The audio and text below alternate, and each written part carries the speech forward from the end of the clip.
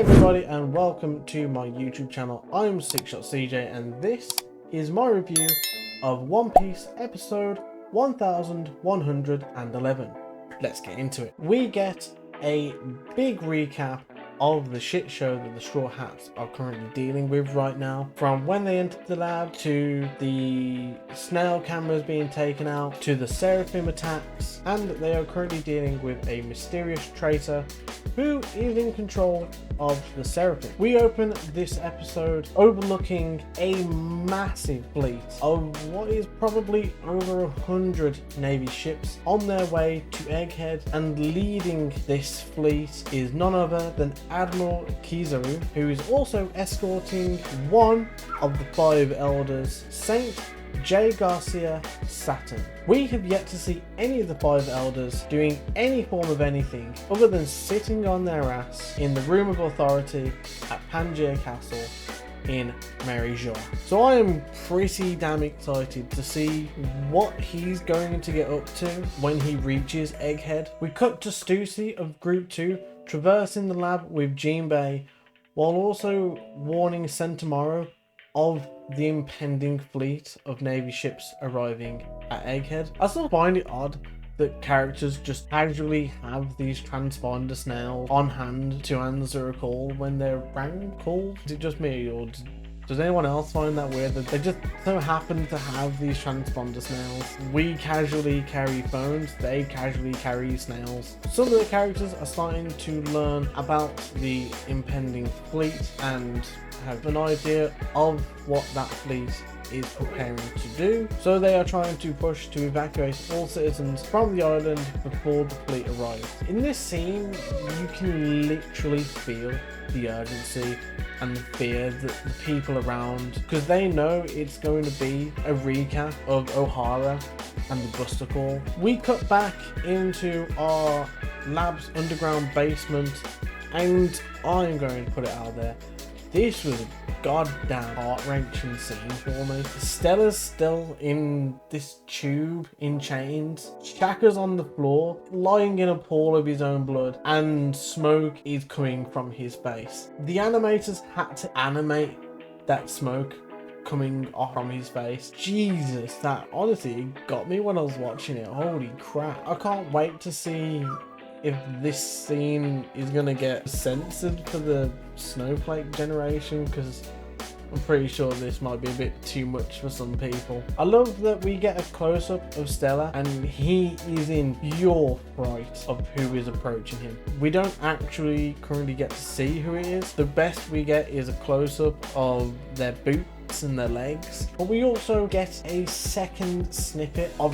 a shadowed evil face. You can get features that it looks like a female character that this mysterious person is. From one gruesome scene we cut to another gruesome scene as we see S-Snake, who leaves me completely fucking speechless as she finishes off Pythagoras by stamping on them. However, she does it with zero emotion. I've been watching One Piece for so long, I forget, even though it's an anime, the people die in this anime. I forget that Ace and Whitebeard died. Kaido's possibly dead and Big Mom? We're not sure. It's speculated, but it's not confirmed. I don't think that they're either dead or alive, but I do believe that Shaka and Pythagoras have bitten the bullet, Shaka quite literally. But yeah, I kind of forget that sometimes characters don't just come back with some bullshit ex machina plot. From that depressing scene, we catch up with a group that I will put my hand up and say I completely forgot about them. We're going to call them Group 5, which consists of Robin, Chopper, and Atlas, another one of the Vegapunk satellites. They are currently charging their way through the lab in hopes of finding Stella as well. From there, we get a sweet treat. Oh yes, we are given the pleasure of Sanji versus Esha. One lab experiment versus a technical lab failed experiment. We don't get to see much of a battle between these two, however Sanji does take one hell of a punch to the face and doesn't flinch, doesn't do anything, he just takes the punch. Unfortunately, we don't get to see much action between these two as we are dragged back to Zorro versus S-Hawk. I do find this arc being a bit jumpy, as there's so much going on already within this arc and it's not long started. Our Straw Hats are broken up into 5 groups. They're all doing different things. We've got a fleet on the way to Egghead, Law versus Blackbeard that was ongoing, Garp is trying to gather a group to go to Blackbeard's island to rescue Kobe, Shanks is at some point going to be coming up against Kid, and I'm pretty sure there's some other things that are going on that I've probably forgot about. It seems to be that there's a lot going on and they're trying to capture bits so it jumps in from here and there and there and here. I mean, I'm still enjoying the show and like the series, I'm still loving it 100%. I was really into seeing Sanji versus Esha. Before I can even get into that, we cut to Zorro and S-Hawk. I'm hoping we do get to see the battles each a bit more padded out soon. Although talking about jumping, we jump into an absolutely gorgeous scene where Luffy is pulling a Gomu Gomu no Mi Red Hawk, and honestly this scene was pure art. That scene's not just the best thing about this episode.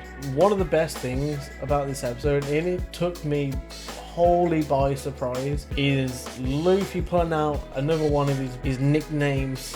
One that we've seen before years and years ago, where he called Kaku Usopp, and I ain't gonna lie, it fucking tickled the shit out of me. Honestly, I can see why Luffy is the reincarnation of Joy Boy, because every time I'm watching One Piece and I'm seeing Luffy doing something, I'm in fucking stitches.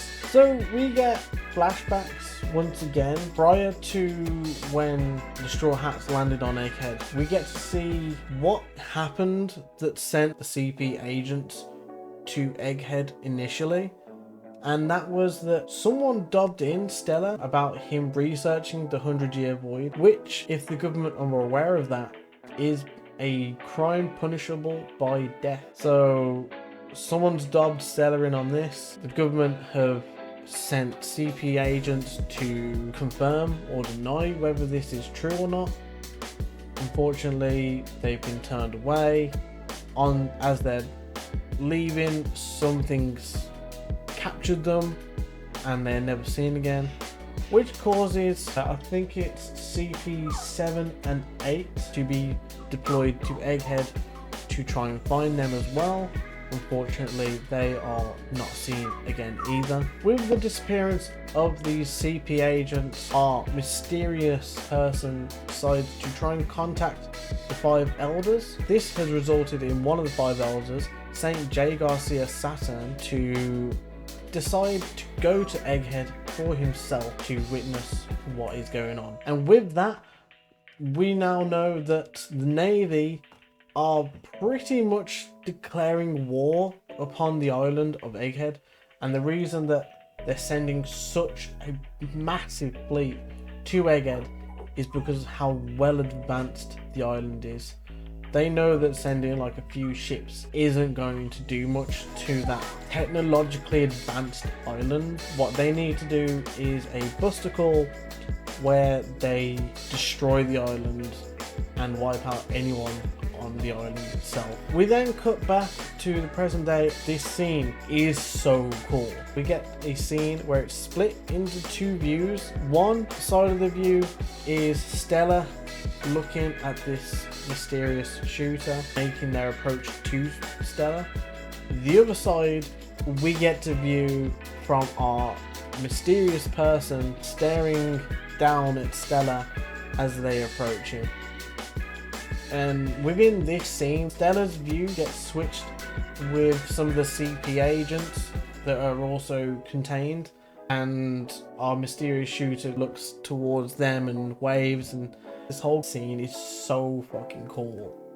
I don't think I've seen it in any other anime, but how they portrayed this scene was just perfect. Holy fuck, I'm gobsmacked. Our mystery person has been revealed. I wasn't expecting them to reveal the mystery shooter in this episode. I thought they were going to hold the fucking mystery for a bit longer, but holy shit, it's fucking spoilers here. It's fucking York. I was not expecting that, and I'm trying my hardest because I look at videos on TikTok and I see a lot of anime, manga spoilers, so I have an idea of things ahead. Even though I'm trying to avoid that shit, I still get caught with it every now and again. And I didn't realise that York was the fucking shooter. What the fuck? She was a snow statue, a snake fucking petrified her. So how did she go from being petrified to getting into this underground basement to shoot Shaka and to capture Stella? What? She dobbed Stella in and captured these agents, all because she wants to become a fucking celestial dragon. I hope Luffy comes back to repeat punching a fucking celestial dragon with York, because goddamn, what a bitch, man. And to make matters worse, do you know what happens after we get this scene? Also, there is a lot. I think I'm gonna put it out there. There's a lot of fucking fan service in this little scene. Whether I add a clip to it, I don't fucking know. But there is definitely some fucking fan service in this scene. But do you know what makes it worse? Is we get cut to a to be continued. I now have to wait another week to fucking find out what's going on. She was pretty much about to kill Stella as well, and now we get to be continued. So I wish there was literally a skip fucking week button so I could just watch the next episode. God damn it. Our mini episode of the Vegapunk Library Records is focused around Sakazuki, the current fleet admiral of the Navy. He's also a human donut maker and a massive hater for the Straw Hat Pirates. And just when you thought last week's preview was thrilling and putting you onto the edge of your seat, this fucking week's preview, I was standing up when I watched it, because it not only was on the edge of my seat, I was basically not touching my seat apart from fucking crushing the goddamn armrests. Because this week our preview is hyping us for what could be next episode, an actual battle with actual action between Shanks and Eustace Kid. I can't stress how much I have been waiting to see Shanks in action. I thought of Marineford, he was gonna do something, but nope. The closest I've seen of Shanks in action is the One Piece movie Red, and that wasn't even about Shanks, it was about his daughter Yuta. Next episode we could be seeing Shanks and his crew in a full-on battle. I can't fucking wait. I'm hoping they bulk this episode with just battle. So if you like this episode and you can't wait to see more of my anime reviews, then be sure to leave a like and subscribe to my channel so you don't miss an epic review.